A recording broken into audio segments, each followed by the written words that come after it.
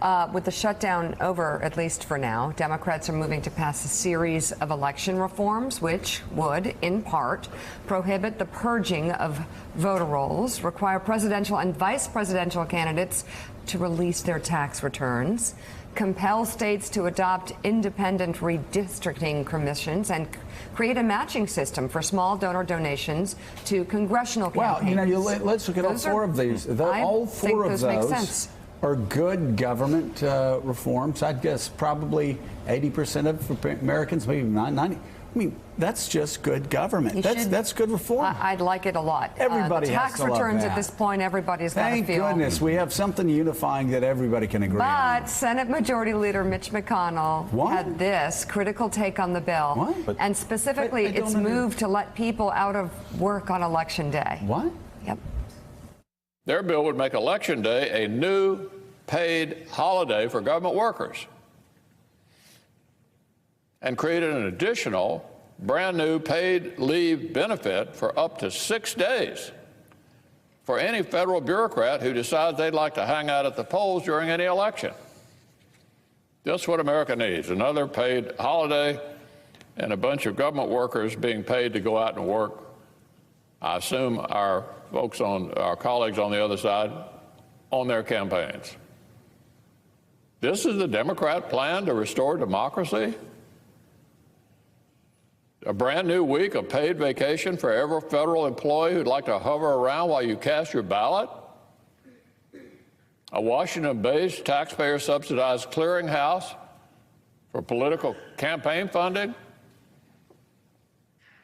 A power grab that's smelling more and more like exactly what it is. Wow, Tiffany. How does he make paying federal, like right now, right. You can't make being nice to federal workers look dirty, Mitch. It doesn't work. In fact, that fell so flat. I mean, especially after you force them to work for several weeks because of the 35 days with an unpaid holiday. But they're better off. Yikes. I got to also say, too, Mitch just optics. Hello. have a lot of confidence. I had a lot of federal government employees who voted for me. We want to give people a chance. We want to give people more of a chance to get out and vote.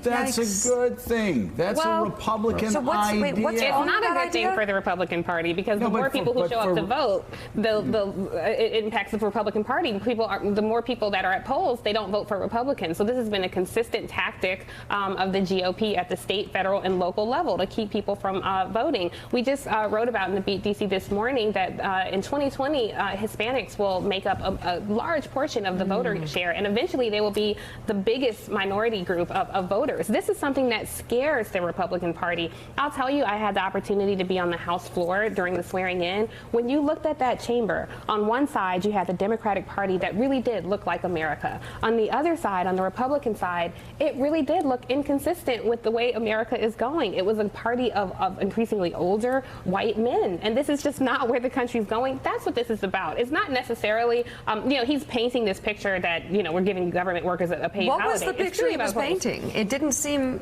compelling. To us, it sounds absurd. There are people in America who will consistently back Mitch McConnell, who are they share this fear and anxiety of a more diverse America. They share this fear and anxiety of people who look like me and other people showing up at the voter polls. So they hear that and they think, yeah, that's my guy. Not the majority of America, but certainly there's a faction of the Republican Party who echo those sentiments and agree with him, even at their own peril. Oh, and by the way, Willie, there's some great ideas in there. I mean, if you want to take that part out of it, amend that part out of it, those other reforms the Democrats were putting forward seem like something that almost every American would agree with. Yeah, I'd love the idea of making Election Day a national holiday. Ain't nothing wrong with that. Nope. Turnout in the 2016 presidential election was 55%. That's not very good. That's the lowest it was in 20 years since the 1996 election.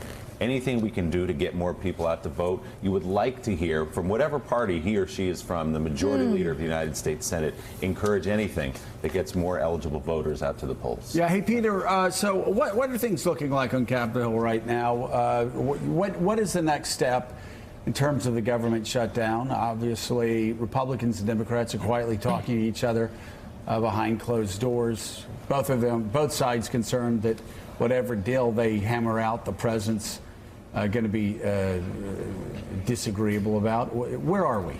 Yeah, look, the conference committee, the House Senate committee of both parties, the 17 members, has begun meeting, but there's no sign yet that they're obviously going to find some middle ground that would satisfy the president. They could come out of it with some border security measure that would appeal to both Republicans and Democrats, but if it doesn't specifically and explicitly fund a wall or barrier or whatever phrase they're going to use, that's going to be a no-go for the president.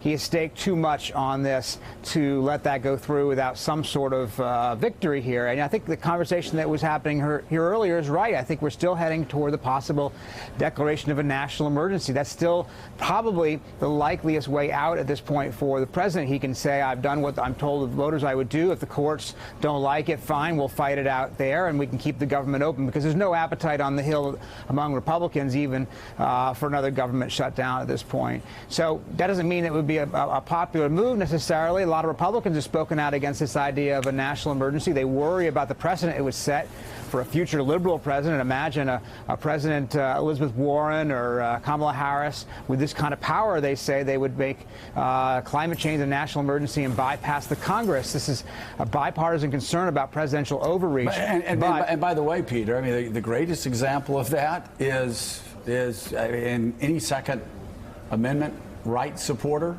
should be terrified of the president declaring a national emergency, because after the next school shooting, any Democratic president could easily look at the precedent, declare a national emergency, immediately put in force national background checks, immediately put in force, let's say, banning of bump stocks, immediately put in force, more of a crisis. Banning of military-style assault weapons. I mean, the Supreme Court is completely silent on all of those issues, and they've deliberately been silent on all of those issues. I know they're taking up a gun bill, but the precedent that this would set for future Democratic presidents would be extraordinary.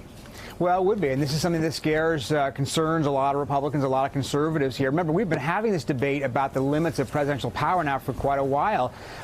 We had it under George W. Bush, whether he was pushing the boundaries too far in the war on terror. We had it with Barack Obama. Was he pushing the boundaries too far on immigration and other issues he used executive power to try to achieve? And now we've seen it with, obviously, President Trump. He has been leery of going forward because of this opposition within his own party, and he has been cautioned against it. But it does seem like there's politically not a lot of options for him at this point that lead him toward an outcome where he can say he got money for his number one priority, which is the wall along the border. Mark Leibovich, final thoughts. Final thoughts is that's make him really deep. Yeah, something really heavy. Wow. Well, first of all, I want to reiterate that Jonathan Lemire does have a cute little hair. He does. It makes This it is so younger. demeaning. So sweet. No, I just want to He's reiterate. taking it. Look, he's It taking works it. well. You want my final? I'm being thought? polite. What's it? No, just it's actually what Peter said. The end game here is the national emergency. If it happens, if it doesn't, either way, it's not a good choice for president. My Lord, yeah, he's in a corner. Very bad. He really is. Mark Leibovich, That thank you was very much. His latest book is Big Game, the NFL in Dangerous Times. Peter Baker, thank you as well. And still ahead on Morning Joe, why presidential candidate Kirsten Gillibrand is already going after fellow Democrat Beto O'Rourke, plus a legal victory for Senator Rand Paul after a fight with his next-door neighbor left him with 6 broken ribs. You're watching Morning Joe. We'll be right back. Thanks for checking out MSNBC on YouTube, and make sure you subscribe to stay up to date on the day's biggest stories. And you can click on any of the videos around us to watch more from Morning Joe and MSNBC. Thanks so much for watching.